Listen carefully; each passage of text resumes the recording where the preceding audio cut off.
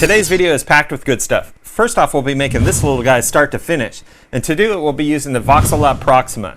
It's an affordable 2K monochrome resin printer that means business.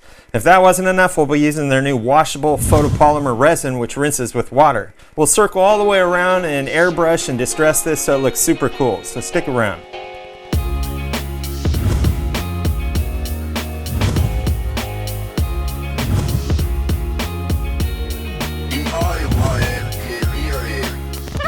So here we are. Thanksgiving's around the corner, and then it's the countdown of the year, Christmas. If you're like me, you probably got a list of things you need to make and a bunch of gifts to buy. Today I'll be showing off the Voxelab's Proxima 3D resin printer as we make this super cool Stormtrooper bust figurine. Lots of stuff to cover today, so let's break it down.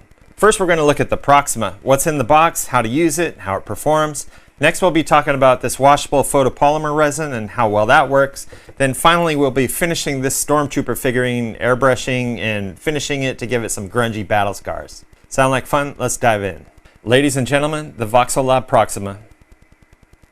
It's an affordable 2K monochrome resin printer, all of which matters because we're looking for great 3D prints without breaking the bank. The Proxima is an MSLA printer, which means it uses an LCD screen to mask areas and cure the photosensitive resin. The higher the resolution, the smaller the pixels and the cleaner the mask. Thus, a 2K screen with 50 micron pixels is able to create clean shapes with minimal pixelation. Now, most MSLA printers use RGB screens to mask the exposure. The problem is that the RGB screens have more layers for the UV light to pass through, causing some loss in intensity of the light. This results in longer layer exposure times and longer print times. With a monochrome screen, it's basically a grayscale screen with better transmission properties and as a result has exponentially less cure times. For an example, a print on a standard LCD screen can take 15 to 20 seconds per layer, while on a monochrome it only takes 2 to 3 seconds per layer, and that means faster models.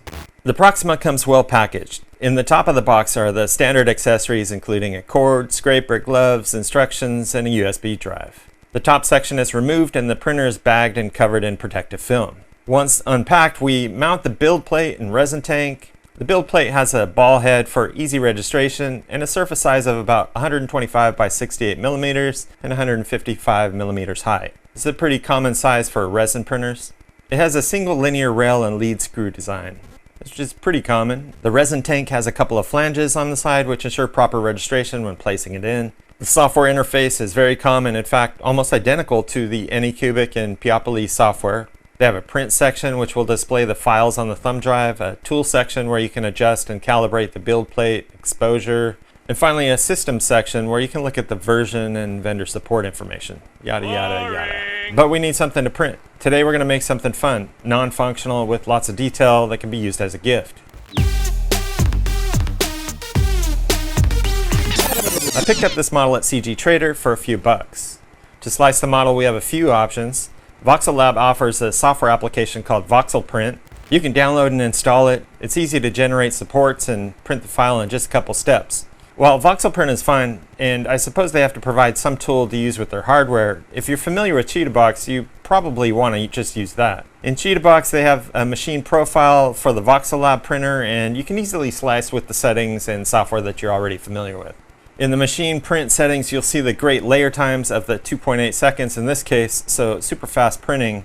Although this time is for the gray resin, I haven't done any optimized layer timing, so we'll just go with these for now. Slice the file, save it to a thumb drive, and then take it over to the machine. Click on print, then select the file, and we're ready to go. It's that easy. For this print, I'll be using their new washable photo resin, which, as the name implies, can be cleaned and rinsed away with just water, so no alcohol required, which is super convenient. With the vat filled, I started the job. The calculated print time was a little over 4 hours, which is 1/2 the time of other resin print machines that I use. When the print completed, I removed the model from the build plate and then used a water basin to rinse off the excess resin. Once dry, the model had a bit of a tacky feel to it, so I cured it in a UV chamber for 15 minutes. And as with most clear and white resins, they take on a shade of amber as they fully cure. Looking at the model in detail, the white resin is difficult to see the details, so using a UV light helps to pop some of the surface textures. At first glance, the print looks good. There are a couple minor blemishes from removing the supports, but there are no layer lines and the model's near perfect. The resin has a smooth finish, but as most photopolymer resins, it's quite brittle. To demonstrate how brittle, breaking the supports has little flex and quite crunchy to break. So keep that in mind if your part has small protrusions. In all, the Voxelab Proxima did a great job. Much faster than my other printers and 1/2 the cost of an Anycubic Photon. For this model, I'll base coat it with a flat white acrylic to prep it for finishing. The flat white will help provide true color and fill in any minor blemishes. Once the white is cured, I pull out a few small brushes and my Iwata custom Micron airbrush. For the colors, I used what I had on hand, which are WickedColors airbrush acrylics. I've used these for several years on all sorts of surfaces from canvases to surfboards, and the pigment is superior. They can be diluted more than 10 times using their W500 or 2012 reducer, and have great opacity and flow when used in both air and paint brushes. I started by using a Payne's Gray and reducer to paint up the darkest areas of the model, laying down heavy coats and flash drying with air. Adding reducer to the gray mix, I paint on, let it flood into the cracks, and then use a piece of paper towel to wipe off any excess paint. This technique was used to dirty up the surface and strategic areas of the model, pull out the details. The trick to building up with a wash is to apply sparingly and let it dry a little bit before removing the excess. I repeated this process with a washed out Payne's Gray, a burnt umber, and dark brown wash to build up the dirt on the armor. Using a piece of paper, I cut out a blaster mark and used it as a soft mask to airbrush a couple simulated blaster hits, one on his chest and another on his back. Layers of burnt umber were used to build up the texture. Again, using the paper towel and a Scotch-Brite to scratch off some of the layers to simulate abrasion and wear, I came back with a metallic platinum and white to punch up some highlights and give it a metallic feel. Once that was done, I gave it a couple thin coats of a matte clear acrylic coating, which knocked down the shine from all the layers.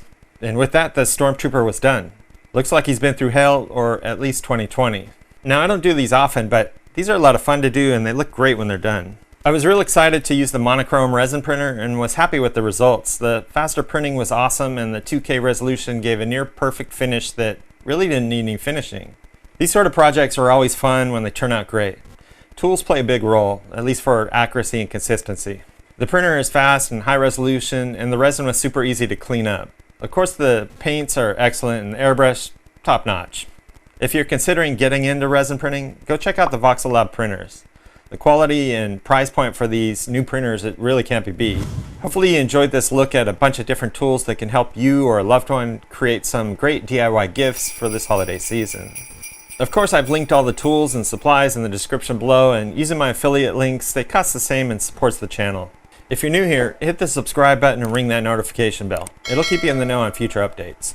If you like this particular video, whether you learned something or you like something or maybe even both, give it a big thumbs up to say, right on Dave, that's cool. Or whatever you sound like. Anyway, blah blah blah, new stuff coming up, yada yada, cool projects. Oh yeah, be safe, have fun. I can't wait to see you next time. Hey, if you like the video, please subscribe to the channel. It's how we're building the community. Also allow me to bring better content. Also check me out on these other social networks. There's lots of cool stuff there too.